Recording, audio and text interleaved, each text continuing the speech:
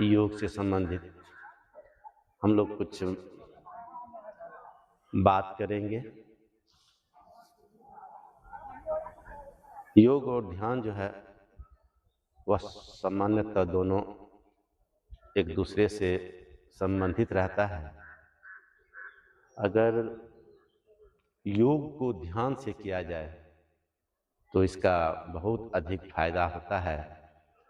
आज हम लोग संत अवध मैदान पर आए हुए हैं।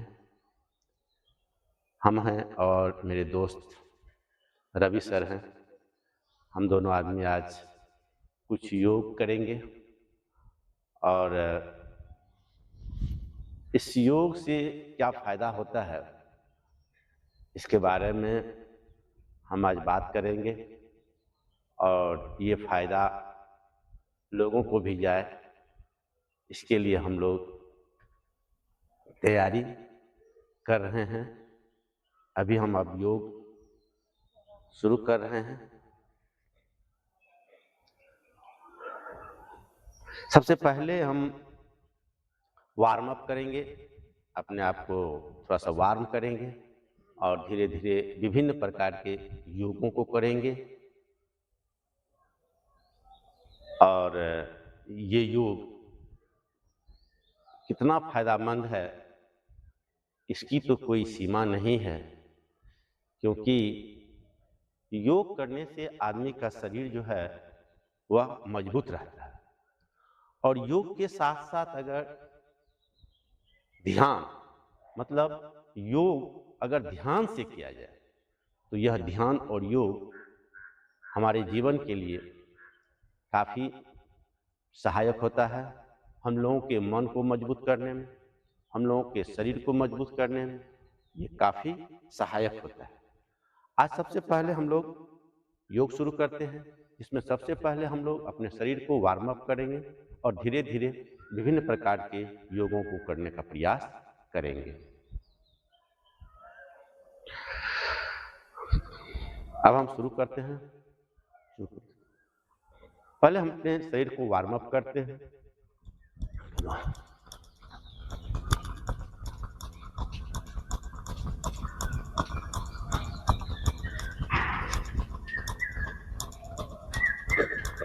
योग हर आदमी को करना चाहिए। यह योग सामान्यतः वैसे व्यक्ति जिसका उम्र 30-40 से ज़्यादा हो गया है, ऐसे लोगों को योग निश्चित रूप से करना चाहिए, क्योंकि उम्र बढ़ने के साथ साथ शरीर की बहुत सारा जो स्थितियां होती है वह धीरे धीरे चौक करने लगती है। या आदमी कोई जॉब करता है या कोई काम करता है तो वह एक पोजीशन में बैठने के लिए फिक्स हो जाता है, तो शरीर का वह पोर्शन जो हमेशा फिक्स रहता है उसमें कोई मूवमेंट नहीं होता। योग करने से पूरे शरीर का मूवमेंट हो जाता है, हर अंग का एक संचालन हो जाता है और इस संचालन से आदमी का जो है हर ऑर्गन अच्छे ढंग से काम करता है, वह चौक नहीं होता। तो ये हम लोग पहले वार्म अप किए। अब हम लोग इसमें थोड़ा सा और अपने हाथ के मूवमेंट को करते हैं।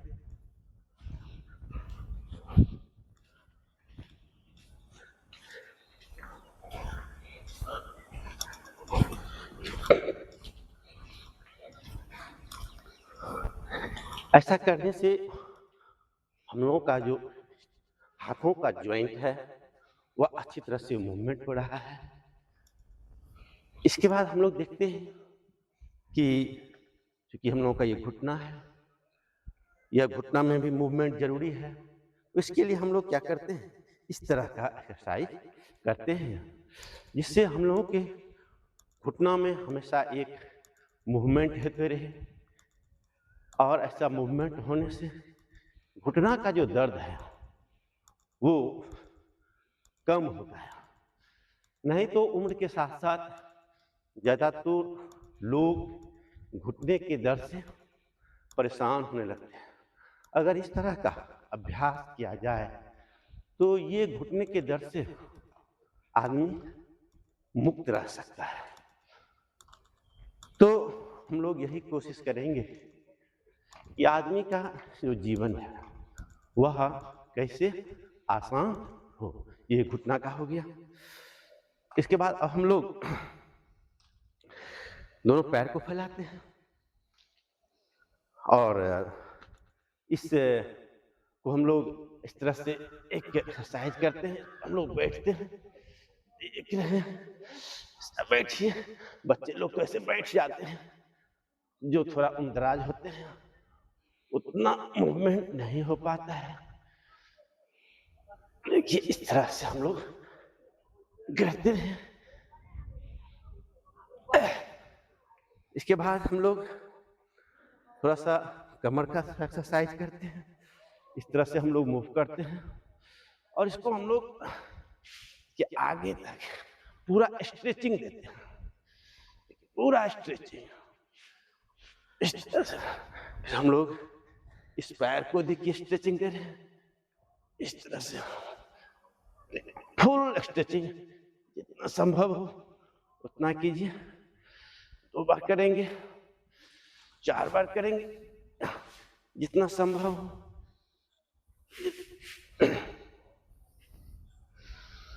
जितना से ज्यादा हो सके उतना करना चाहिए। अब देखिए हम लोग पासवर्ड खोलो, पासवर्ड खोलो।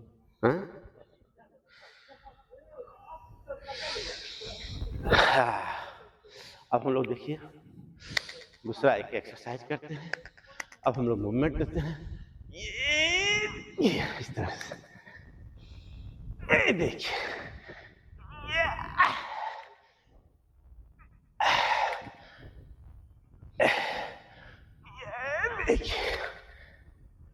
देखिए ये इतना भी हम लोग योग कर रहे हैं, खड़े होके कर रहे हैं। ये देखिए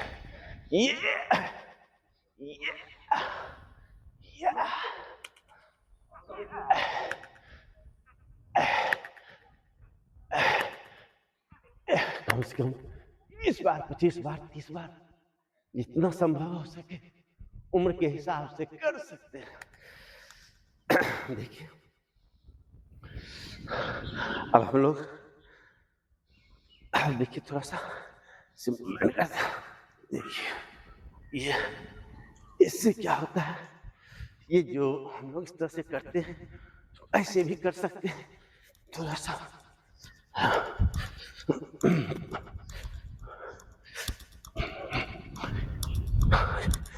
शरीर का मूवमेंट होने से ब्लड सर्कुलेशन अच्छा रहता है। आदमी को विभिन्न प्रकार से बीमारी से बचने का मौका मिलता है। देखिए अब हम लोग एक्सरसाइज करते हैं, दोनों पैर को फैलाते हैं। अब हम लोग इस तरह का मूवमेंट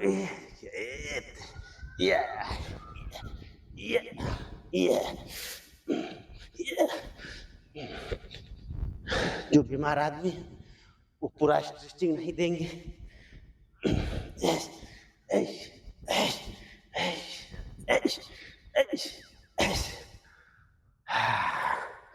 अब देखिए अब हम लोग आगे पीछे करेंगे, ऐसे करेंगे। यस, जो बीमार है वो थोड़ा सा पहले कम करेंगे, पूरा मूवमेंट नहीं देंगे। जो स्वस्थ हैं पूरा नीचे तक जाएंगे। यस यस यस यस, पूरा स्ट्रेचिंग दीजिए, आगे पीछे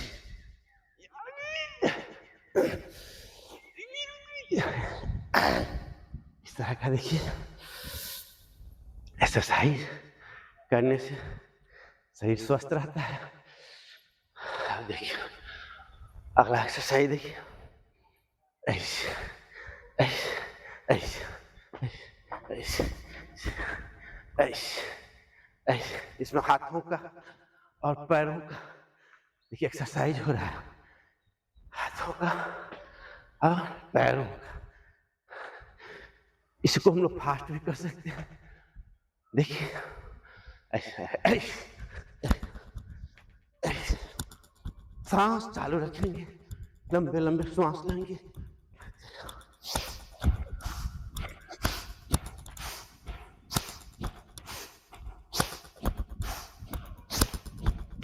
ऐसे करेंगे।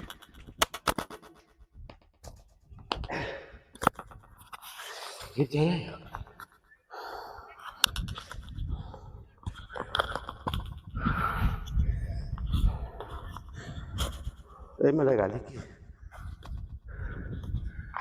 10 का और ऊपर करूँ।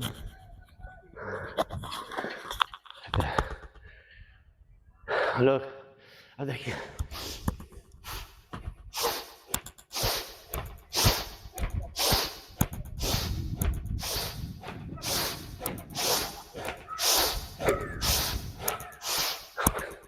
दस बार, 20 बार, 25 बार, जितना संभव हो।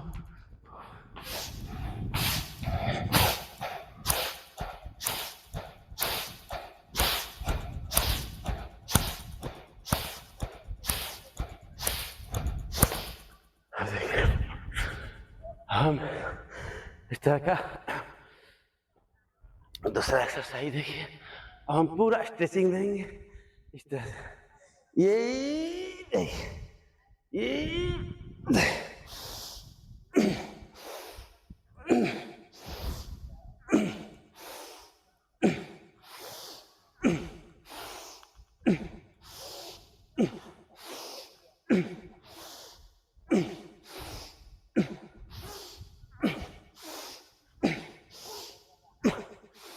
जितना चाहे उतना कर सकते हैं। अब देखिए हम लोग, ये देखिए अब हम लोग इस तरह का देखिए स्ट्रेचिंग देंगे। कमर वाले जो लोग, इसको कमर का प्रॉब्लम है, उसके लिए यह रामबाण। इससे हम क्या करेंगे,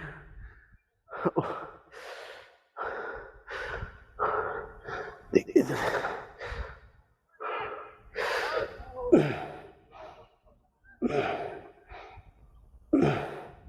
फिर देखिए ऐसे करते, उसमें कमर की वजह से दर्द रहता है, उसके लिए तो बहुत अच्छा है। ऐसे व्यक्ति का कम से कम जो बाइक चलाते हैं उसके लिए ये आसन बहुत ही महत्वपूर्ण, उसको डेली करना चाहिए। ऐसे व्यक्ति जो बाइक चलाते हैं उसके लिए ये आसन बहुत जरूरी है। ऐसे ऐसे पूरा तलवे पर खड़ा होकर स्ट्रेचिंग कीजिए। रीढ़ की हड्डी जो है उसमें स्ट्रेचिंग आती है, वर्टिब्रा स्ट्रेच होता है। अब देखिए, अब हम इस तरह से दोनों तरफ झुकेंगे।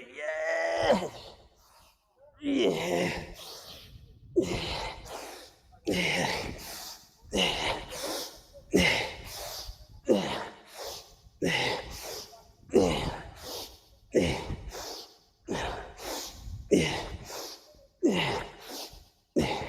जितना चाहे कर सकते हैं, 10 बार, 20 बार, 25 बार, आप अपने शरीर की सामर्थ्य के अनुसार। ये देखिए, अब हम लोग अपने पैरों को मूवमेंट देते हैं। देखिए इस तरह से, ऐसे ऐसे ऐसे ऐसे।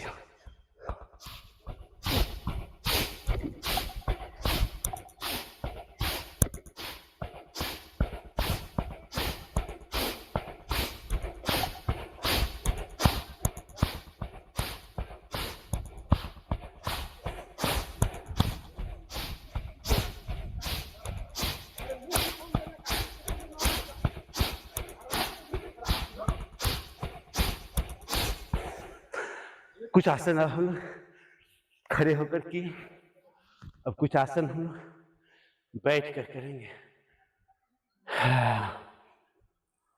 बिठवाए।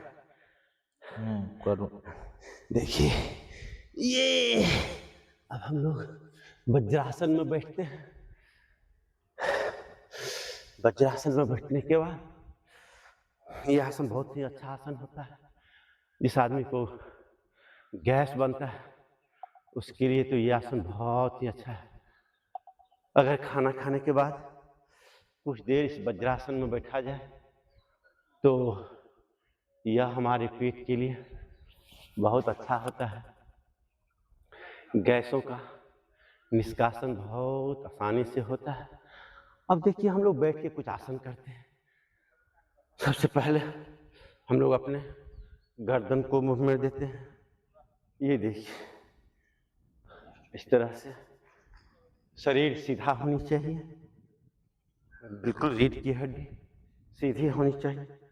फिर इस तरह से देखिए हम लोग देते हैं, ऐसा देखिए, ऐसा ऐसा।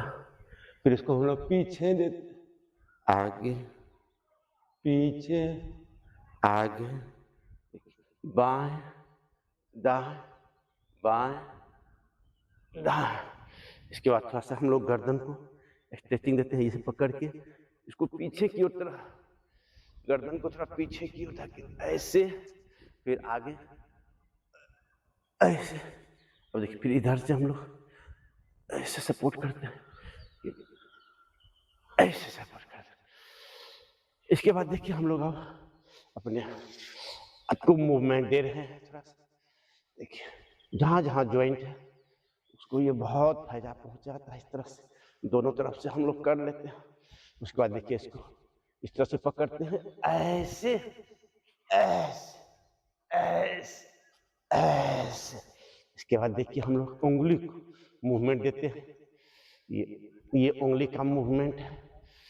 ऐसा करने से ज्वाइंट पेन की संभावना बढ़ जाती है। फिर देखिए रिस्ट को हम लोग इस तरह से देते हैं, देखिए इस तरह से। फिर हम लोग अपने दोनों हाथ को ऐसे कर दें, देखिए ऐसे। जितना संभव हो सके 5 बार 10 बार 20 बार आप कर सकते हैं। फिर उसका ऐसा मूवमेंट देते हैं। फिर देखिए दोनों तरफ से ऐसे करते हैं, देखिए ऐसे ऐसे, ये ये ये ये। अब फिर हम उसको देखिए इस तरह का मूवमेंट, जहाँ जहाँ ज्वाइंट है उसमें मूवमेंट होना जरूरी है, जिससे कोई चौक नहीं हो। नहीं तो उम्र के साथ यह चौक होने लगता है। इस तरह का मूवमेंट दीजिए, दोनों तरफ घुमाइए, दोनों तरफ घुमाइए, दोनों तरफ घुमाइए। अब अगला देखिए ऐसे ऐसे ऐसे ऐसे ऐसे, दोनों तरफ मूवमेंट, दोनों तरफ करिए। ये आपको ज्यादा फायदा पहुंचाएगा। अब देखिए ऐसे ऐसे कर दीजिए, ऐसे कर दीजिए, ऐसे कर दीजिए, कर दीजिए। देखिए ये मूवमेंट। अब इसको देखिए थोड़ा सा ऐसे, जितना स्ट्रेचिंग हो सके ऐसे ऐसे ऐसे, दोनों तरफ स्ट्रेच दीजिए, इतना संभव हो सके दीजिए।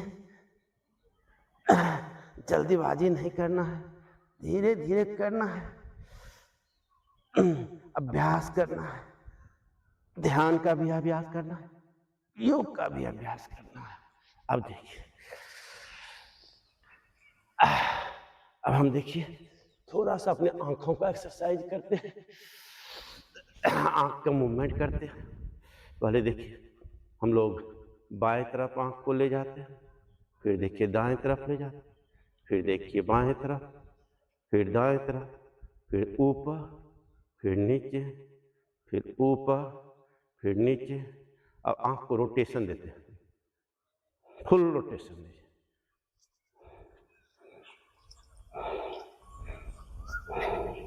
दोनों तरफ से रोटेशन दीजिए।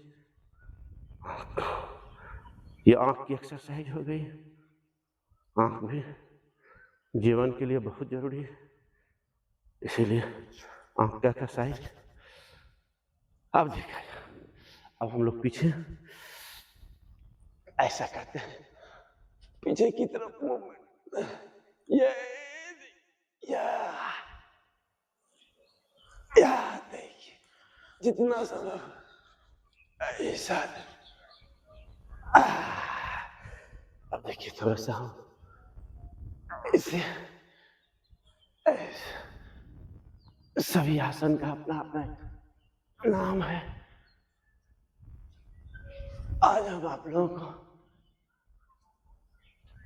ऐसे आसन करके दिखा रहे हैं। अब हम लोग बैठ के फिर कुछ आसन करेंगे। अब हम लोग बैठ के कुछ श्वास संबंधित आसन करते हैं।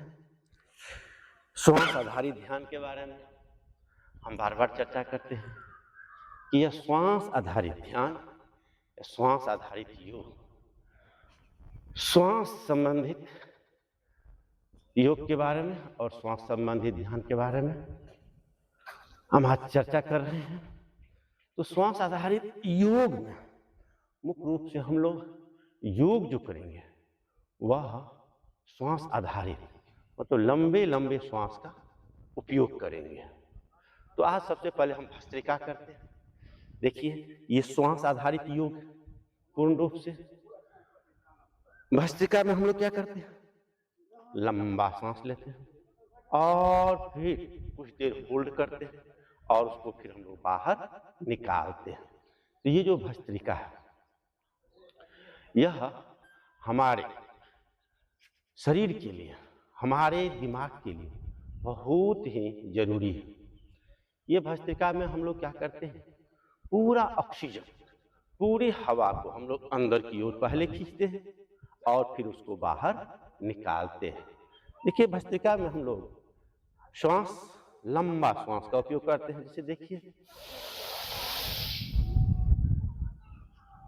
कुछ देर हम लोग होल्ड करते हैं, उसके बाद फिर हम लोग पूरी तरह से निकालते हैं।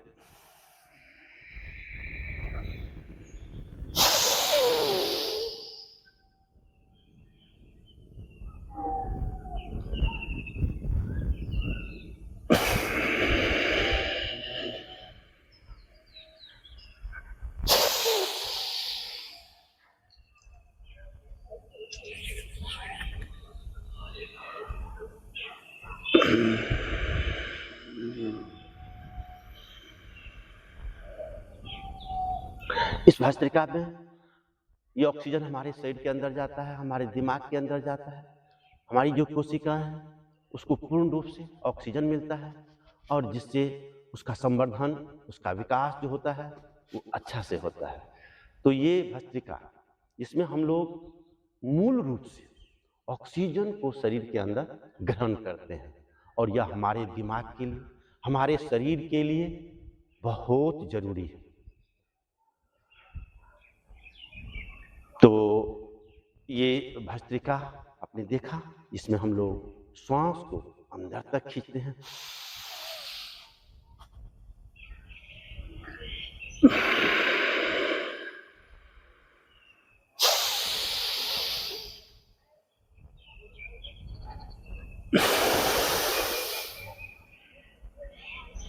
अब हम लोग अगला कपालभाति करते हैं। कपालभाति में हम लोग क्या करेंगे, ये मूल रूप से ये हमारे पेट का एक्सरसाइज है। पेट में आदमी के खान पान के अनियमितता के कारण चर्बियों का डिपोजिशन होने लगता है और जिससे ये इसकी मोटापा बढ़ने लगती है। ये कपालभाति करने से ये काफी हद तक नॉर्मलाइज हो जाता है, ये हमारे रेंज में आ जाता है। तो ये कपालभाति जितने भी अंदर के सिस्टम होते हैं, जिसमें इंटेस्टाइन है, पेनक्रियाज है, वो जितना भी सिस्टम है उसमें हलचल होता है, जिससे उसको मूवमेंट बुझाई देता है और लगता है कि नहीं हम भी हैं।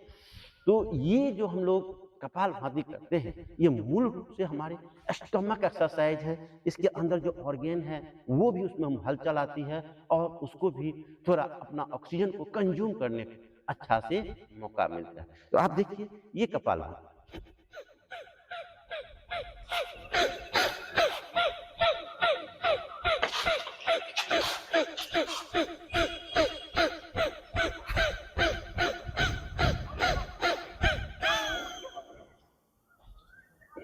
जब आप कपालभाति करेंगे आपके स्टमक में एक तरह का तनाव पैदा होगा और यही तनाव जो है वो आपके स्किन वो ढीला करता है, प्लस अंदर के ऑर्गन को ये हलचल पैदा करता है, जिससे अंदर के ऑर्गन में एक सेंसिटिविटी जगती है।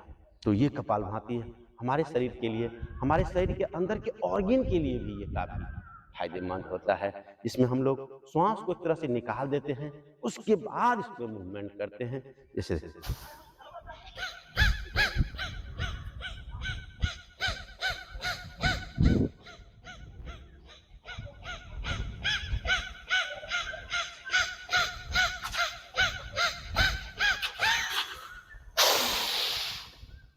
एक लंबा श्वास खींचते हैं, फिर हम अपने श्वास को निकालते हैं।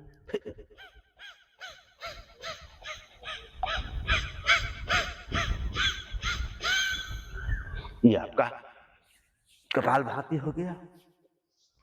अब हम अनुलोम विलोम करते हैं। ये तो जग जाहिर सा एक्सरसाइज है अनुलोम विलोम, इसमें हम अपने एक नाक पर अपने थंब को रखते हैं, श्वास को खींचते हैं, फिर दूसरे नाक को बंद करते हैं, पहले नाक से हवा को निकालते हैं।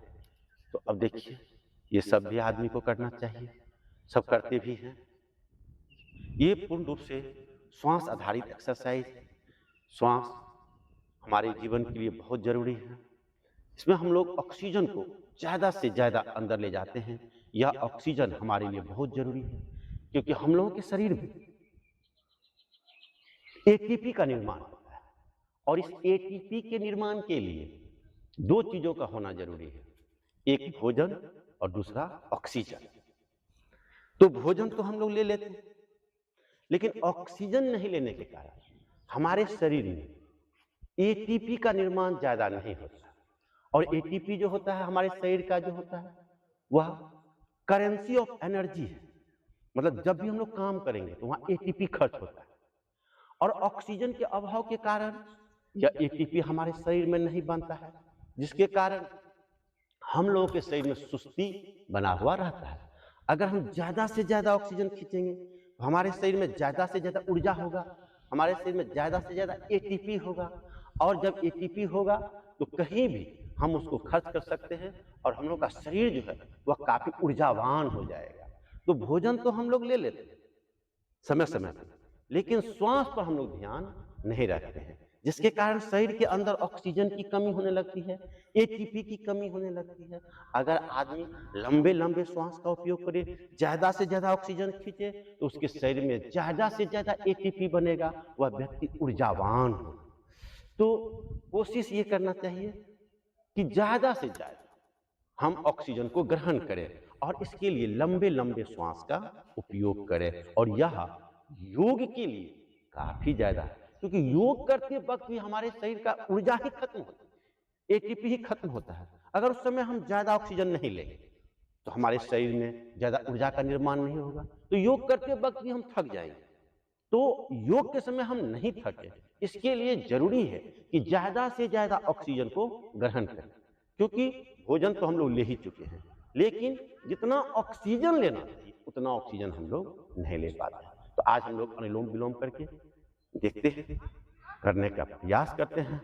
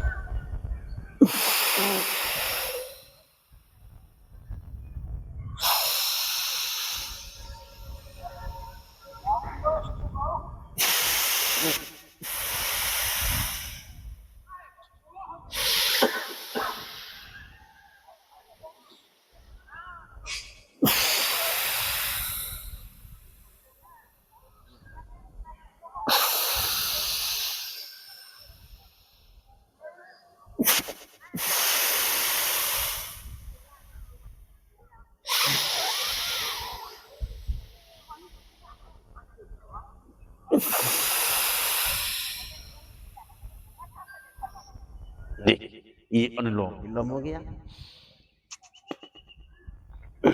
इसके बाद हम लोग एक छोटे आसन भ्रामरी का उपयोग करते हैं। यह भ्रामरी, ये भ्रमर जैसा आवाज होता है। यह भ्रामरी हमारे दिमाग के लिए, हमारे शरीर के लिए, हमारे कानों के लिए ये बहुत ही अच्छा होता है, क्योंकि इसमें एक वाइब्रेशन क्रिएट होता है। और वाइब्रेशन क्रिएट होने से हम लोगों का जो कान है, ये कान बहुत अच्छी तरह से कार्य करता है।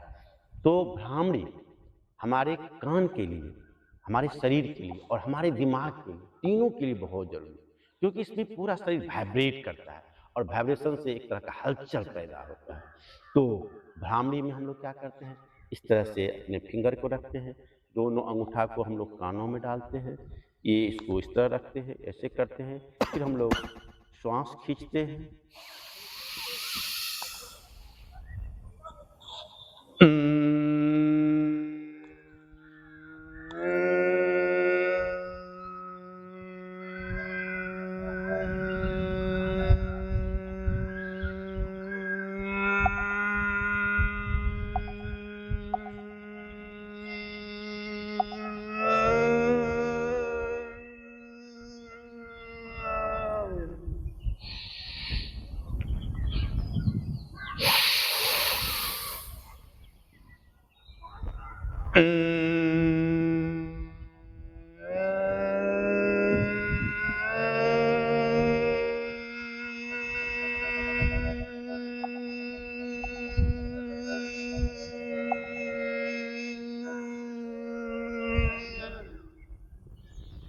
ये भ्रामरी है, कई बार कर सकते हैं इसको, 5 बार 10 बार, जितना इच्छा हो आपके बॉडी के रेजिस्टेंस पर निर्भर करता है कि जितना आपका बॉडी सक्षम है उतना करें।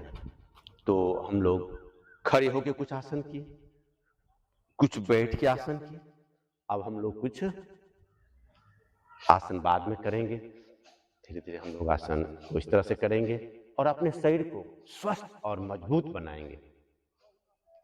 आज इतना ही, धन्यवाद।